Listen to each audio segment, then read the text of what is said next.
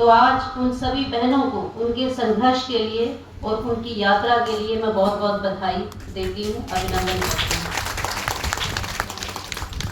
शक्ति के इस पर्व में हमारे कुछ अधिवक्ता बंधु भी उपस्थित हुए हैं, उनका भी मैं ऋण व्यक्त करती हूँ कि आज इस गौरवशाली बार के इस भव्य सदन में उन्होंने ये कार्यक्रम आयोजित किया है। जब मुझे अवध बार के महासचिव श्री ललित तिवारी जी ने निमंत्रण भेजा तो उन्होंने मुझसे अपेक्षा की कि मैं न्याय के क्षेत्र में नारी शक्ति की भूमिका के टॉपिक पर अपने विचार रखूं। हम सभी अवगत हैं कि विश्व हो या भारत हो, आधी आबादी महिलाओं की है।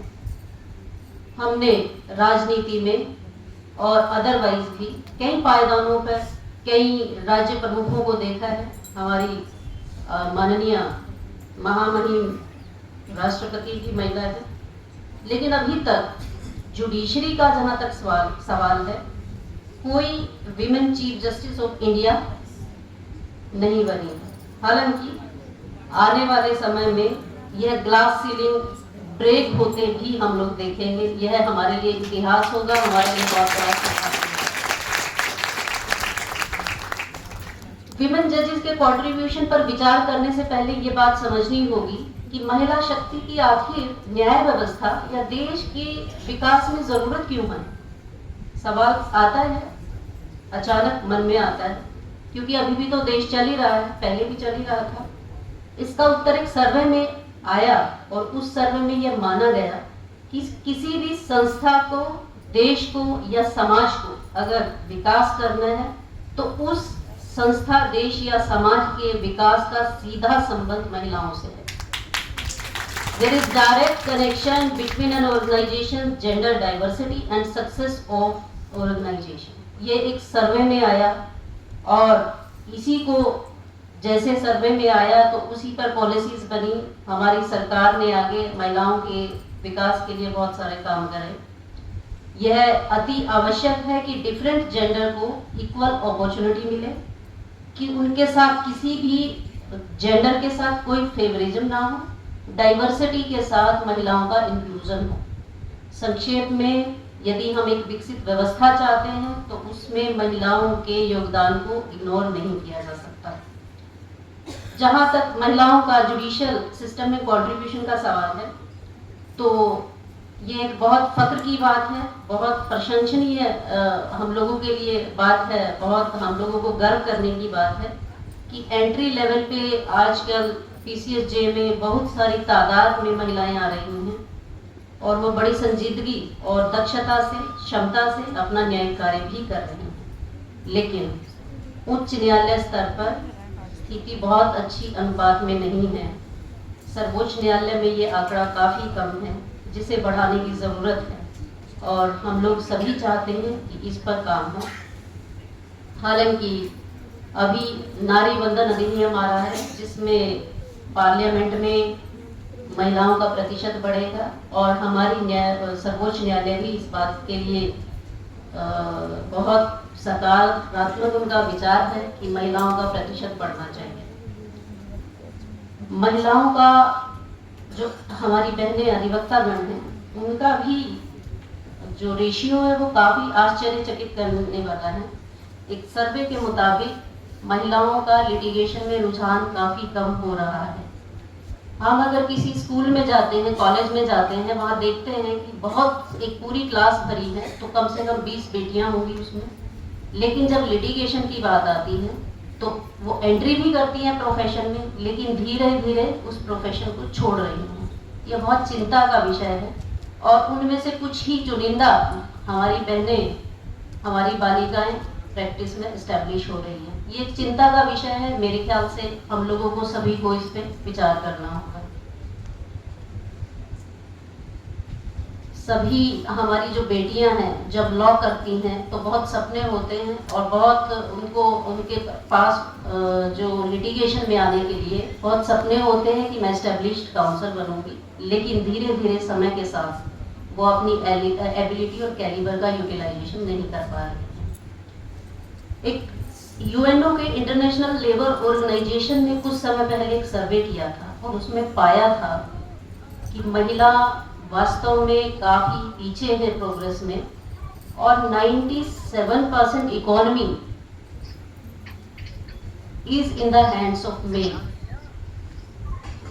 यह भी रिपोर्ट आई थी, इंटरनेशनल लेबर ऑर्गेनाइजेशन ने यह भी रिपोर्ट दी थी कि अगर महिलाओं को इक्वल स्टेटस प्राप्त करना है तो उनको अभी कई सदियों तक यात्रा करनी पड़ेगी, यानी कि बहुत काम करना है महिलाओं को इक्वल स्टेटस पर लाने का। और ये एक सर्वे है, ये हमें यहाँ बैठ के चीज़ें बहुत अच्छी लगती होंगी, लेकिन आप अगर वर्ल्ड वाइड या नेशन वाइड सर्वे करें तो स्थितियाँ बिल्कुल अच्छी नहीं हैं।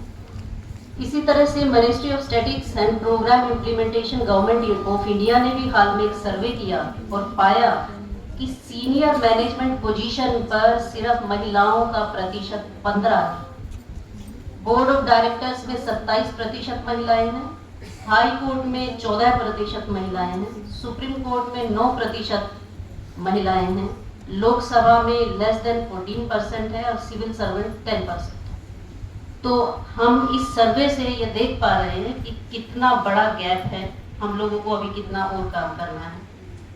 यूएसए कंपनी सर्वे का भी यूएसए की कंपनीज ने भी एक सर्वे किया, उसमें भी यह पाया कि 35% एमबीए डिग्री महिलाओं को दी जाती है, लेकिन जब टॉप लेवल की बात आती है तो वहाँ पर सिर्फ 2% महिलाएं टॉप लेवल पर जा पाती हैं।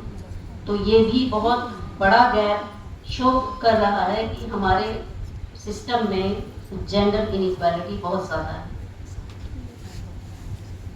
अगर हम भारत की बात करें तो हमारे जैसे ही हम आज़ाद हुए, संविधान बना, तो हमारे संविधान निर्माताओं को इस बात का आभास था कि स्त्रियों के विकास के बगैर भारत का विकास नहीं हो पाएगा। वह वाकिफ थे कि महिलाओं और पुरुषों के लिए सामाजिक कानूनों का क्रियान्वयन यदि बराबर से नहीं किया गया तो जेंडर इक्वालिटी नहीं ला पाएंगे, महिलाएं आगे नहीं बढ़ पाएंगी। संविधान सभा की जब विचार विमर्श हो रहा था अनुच्छेद 35 पर, तो डॉक्टर भीमराव अंबेडकर ने बहुत प्रयास किया कि जो हमारा समान नागरिक संहिता है उसको असल रूप में, अनिवार्य रूप से क्रियान्वयन में लाया जाए, लेकिन सभी सदस्यों के अपने मतभेद थे, नहीं हो पाया। तो फाइनली उसको राज्य के नीति निर्देशक सिद्धांतों में डाल दिया गया और वो तब से आज तक स्थिति जो भी क्यों है, पर्सनल लॉस के आगे सारी मंशा वो घुटने टेक गई और तब से अभी तक ये क्रियान्वयन नहीं हो पाया। निजी कानूनों के कारण महिलाओं को प्रॉपर रिप्रेजेंटेशन नहीं है।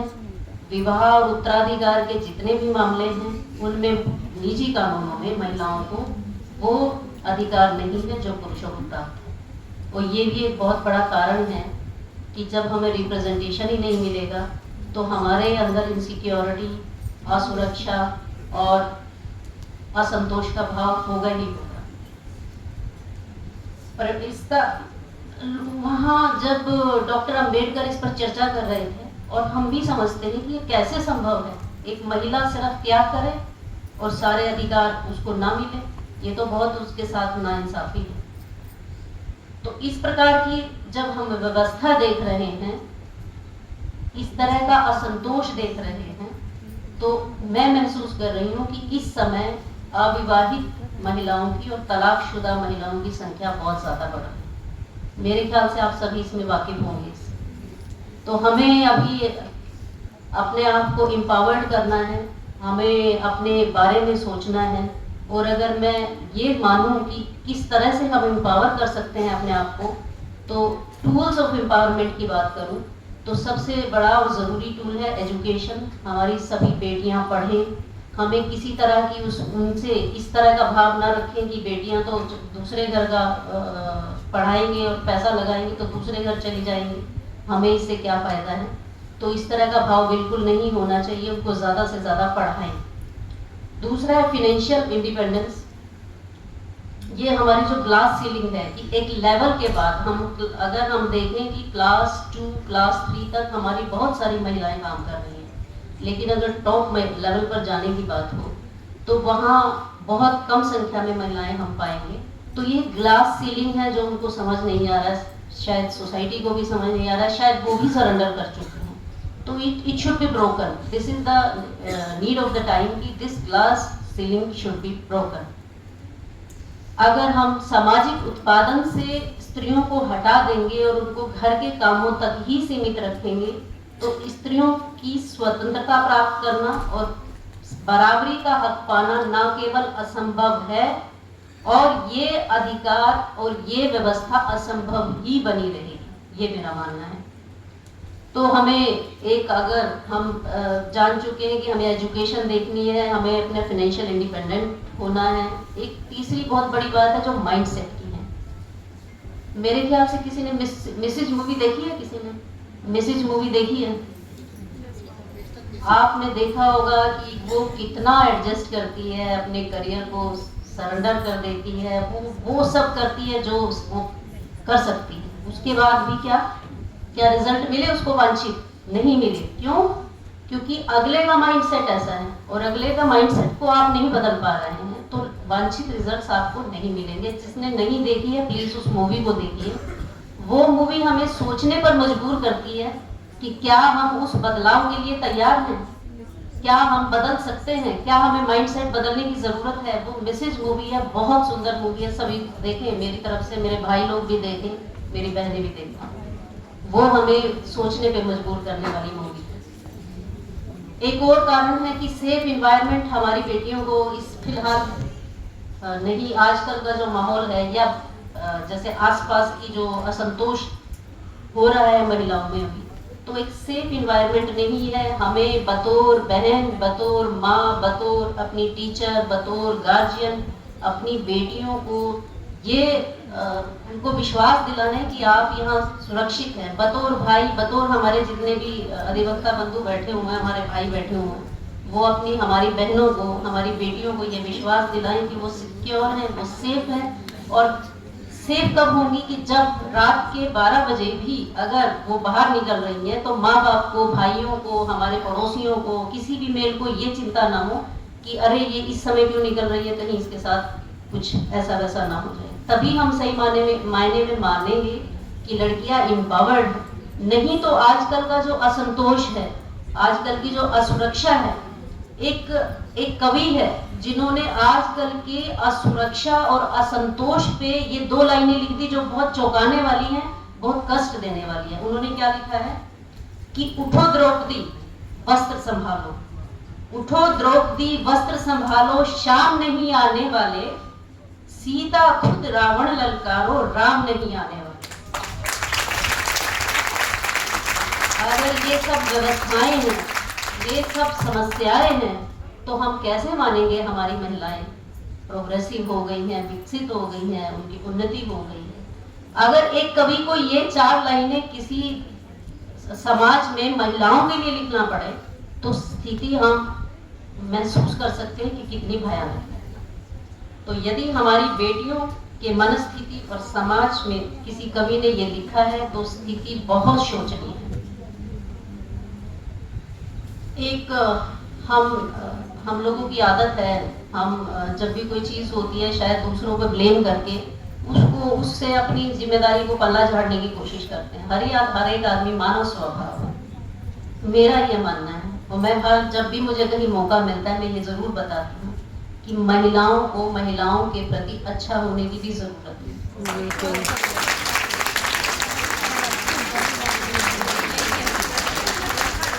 हमें खुद के इंट्रोस्पेक्शन की जरूरत है, खुद की जिम्मेदारियां तय करने की जरूरत है, खुद के बारे में सोचने की जरूरत है। ये भी मैं एक बेस पे बता रही हूँ। एक यूएसए और यूरोपियन कंपनीज का ने एक सर्वे किया और उन्होंने सीधा सीधा पूछा, जो मिड लाइन विमेन मैनेजर्स होती हैं उनसे पूछा, are you ready to accept a women boss? तो क्या रिप्लाई आया होगा? No, not at all. नहीं, क्यों? क्योंकि कंसिडरेट नहीं है, अंडरस्टैंडिंग नहीं है, अकोमोडेटिव नहीं है, हमारी प्रॉब्लम नहीं समझती है। तो नहीं, वुमेन नहीं, मेल चलेगा, मेल बॉस सॉल्व नहीं कर पाती, कुछ नहीं कर पाती, बहुत ही वो स्ट्रिक्ट रहती है, बहुत रूड रहती है, चीज़ों पे कॉम्प्रोमाइज नहीं करती। और यही मेल से जब पूछा गया, मेन से पूछा गया कि do you ready to accept a women boss, they said we have no problem. वो अकोमोडेट करती है, कंसिडरेट है, अंडरस्टैंडिंग है, चीज़ों को अच्छे से समझती है, इंस्टीट्यूशन को बहुत अच्छा चलाती है। तो ये सब चीज़ें हैं। सिचुएशन इज़ वेरी क्लियर कि women is not happy with the human. आपको ये सबको सोचना है, चाहे आप अपने घर में जाइए, चाहे अपने कहीं पर बाजार में जाइए, आपको खुद को अपने आप पे गर्व करने की ज़रूरत है, खुद को अपने आप को शाबाशी देने की ज़रूरत है, खुद को एक दूसरे की रिस्पेक्ट देने की ज़रूरत है। तो मतभेद रखिए, मतभेद मत रखिए, सभी एक महिलाएं एक दूसरे की रिस्पेक्ट करें। घर में दो होंगी, भाभी होंगी, ननद होंगी, तो सबसे ज़्यादा उनको किसी से प्रॉब्लम नहीं होगी, ननद सब सास से प्रॉब्लम। Good thing. तो हमें अपनी जिम्मेदारी खुद भी तय करनी है। हम सारी चीज़ें ब्लेम गवर्नमेंट पे, शासन पे, प्रशासन पे या हमारे भाई लोगों पे नहीं डाल सकते। सो इन सभी ये मेरे विचार थे जो मैंने आज रखे। काफ़ी मैंने टाइम भी लिया आपका। तो शब्दों के साथ अपना वक्तव्य समाप्त करूंगी। 2 शब्द सिर्फ कि ख्वाहिशों से नहीं गिरते हैं फूल झोली में, ख्वाहिशों से नहीं गिरते हैं फूल झोली में, कर्म की शाख को हिलाना होगा और कुछ नहीं होगा कोसने को अंधेरे से, अपने हिस्से का दिया खुद जलाना। जय हिंद। Thank you.